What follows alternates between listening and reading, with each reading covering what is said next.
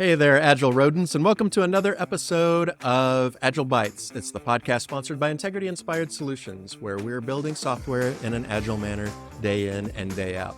Today, I'm going to engage in some effective marketing by doing several callbacks to previous podcast episodes. This particular episode is going to rely some of the knowledge that were in some of those previous podcasts. So if it bothers you for me to do so many callbacks to other podcasts, I actually don't know how to end that sentence because that's what's going to happen. So I guess psychologically prepare yourself. But what I want to talk about today is how to optimize or how to get the most out of your constraint in your system. So this is one of the theory of constraints 5 focusing steps. The first one is you identify the constraint. The next one is you optimize the constraint. And that's what we're going to talk about today. Well, as far as identifying the constraint goes, we do have a podcast episode specifically about how to identify the constraint and some different techniques that you might use, different principles to look for, and that kind of thing. I'm not going to rehash those here, but let's say that you have identified your system's constraint. Now, again,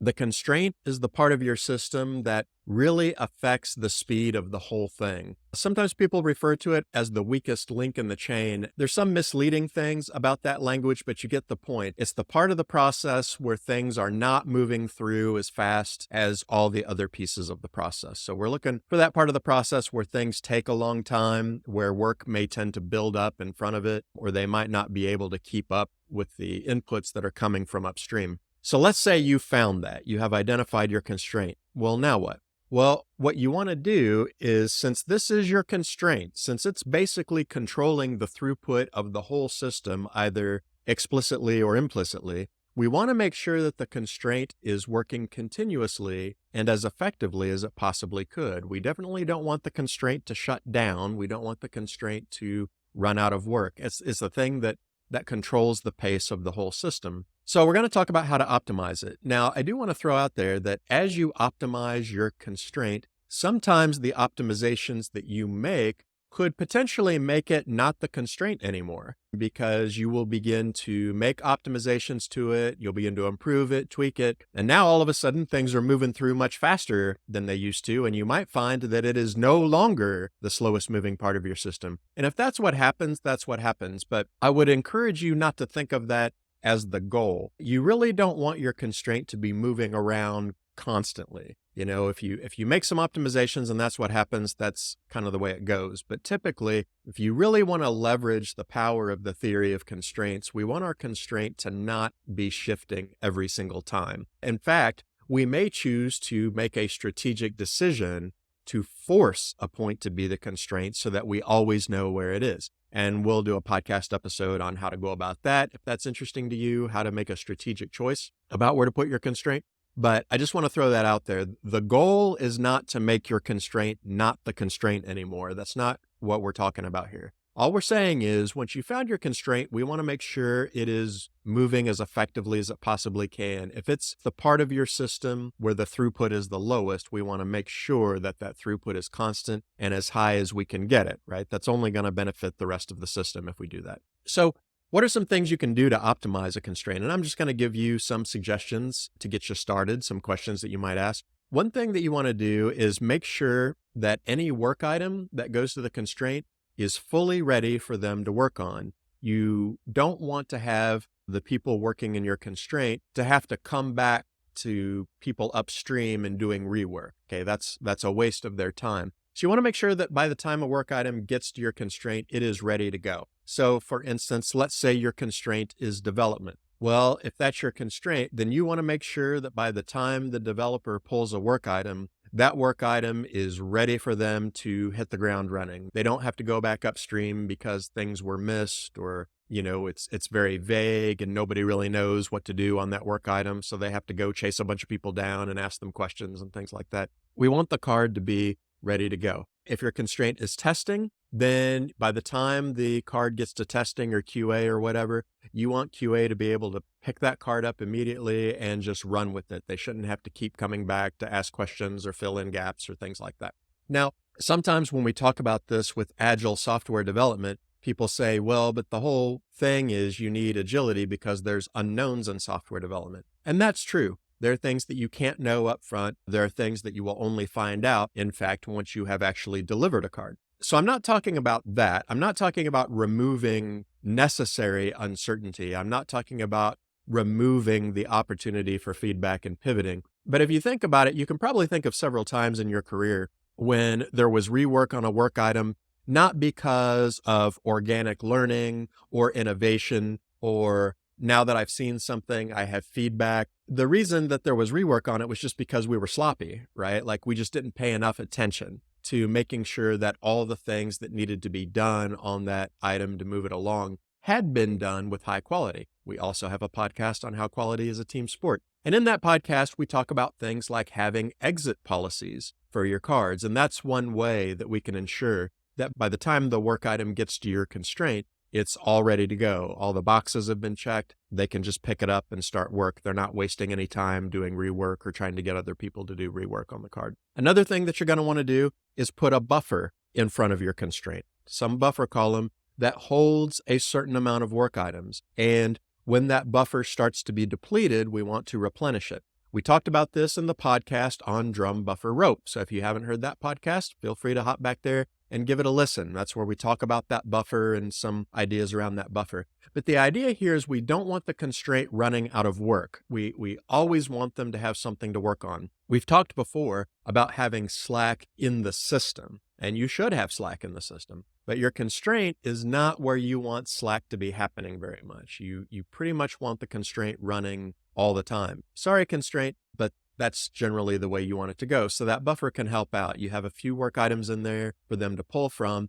and then the rest of the system focuses on keeping that buffer full. That buffer is the signal to move new work items down the line, and the constraint, development, testing, whatever the constraint is pulling out of that buffer. And we want to have a replenishment policy around that buffer as well. Another thing that you can do is make sure that the people who are in the segment that's the constraint can continuously focus on getting their work done. So let's say the constraint is development. Well, if that's true, then we want the developers to be wholly focused on the task of moving those work items through that stage of the process. We don't want them bogged down with other kinds of responsibilities or duties or have a lot of things that are taking up other time. So that means we have to look at things like our meetings. Are we having too many meetings? Are they running too long? Are they interruptions?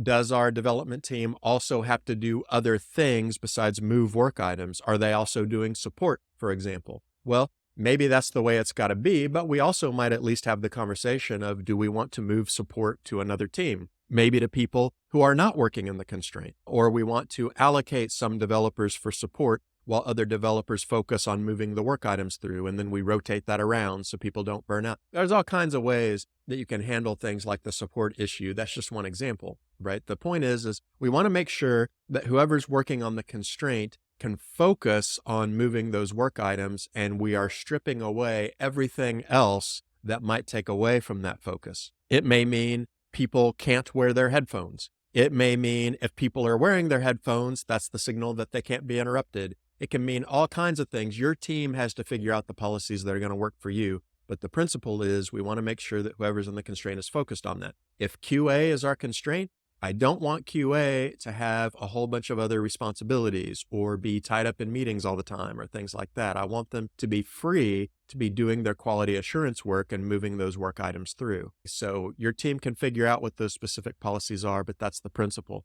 Make sure that your constraint is free from diversions, from other things that are taking up their time. And then finally, you want to do whatever you can to minimize the chance of the constraint running into some kind of impediment or roadblock that grinds them to a halt. So for instance, maybe their machine goes out, or a server's down, or email doesn't work, or Zoom doesn't work, or, any kind of thing where the people who are working in the constraint can't move forward because now there's an impediment. Maybe the impediment is a person, right? Maybe the constraint is always needing information from a certain person and that person isn't available anymore. So you want to kind of look down the road and you want to think about the kinds of things that could be roadblocks, or think historically about things that have been roadblocks and take what steps you can to mitigate those things. I'll give you one example. So here at Integrity, all of our developers use MacBooks. And MacBooks have this feature called Time Machine, which do automated backups.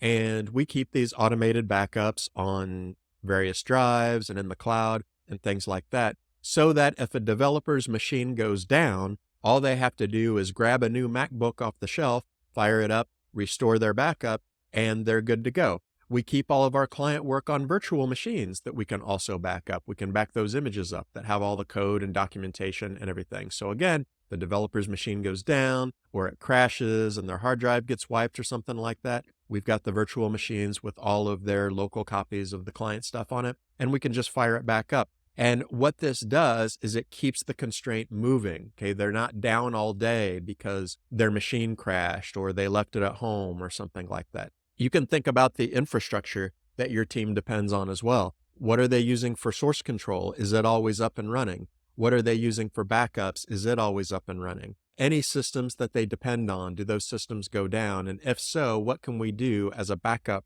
or a contingency plan? So that's the principle. We want to make sure the constraint doesn't run into any impediments. We want to try to make their path as roadblock free as possible. Okay, so I've given you a few different examples, but those are the four main principles. We want to make sure that any work item that comes into your constraint is ready for the constraint for work. They don't have to go chasing people around upstream to fill in gaps or whatever. We want to make sure that there's a buffer in front of the constraint so that they never run out of work. They're never starved for work. They always have a backlog to pull from. We want to make sure that the people working in the constraint can be laser-like focused on moving those work items, and we are divesting them of other responsibilities or other activities that are not moving those work items forward insofar as we can, right? And then finally, we want to do whatever we can to minimize the chances of the constraint running into an impediment or a roadblock that would bring that work to a halt, whether it's technical, whether it's people, whether it's a knowledge issue or a skill issue, whatever it is.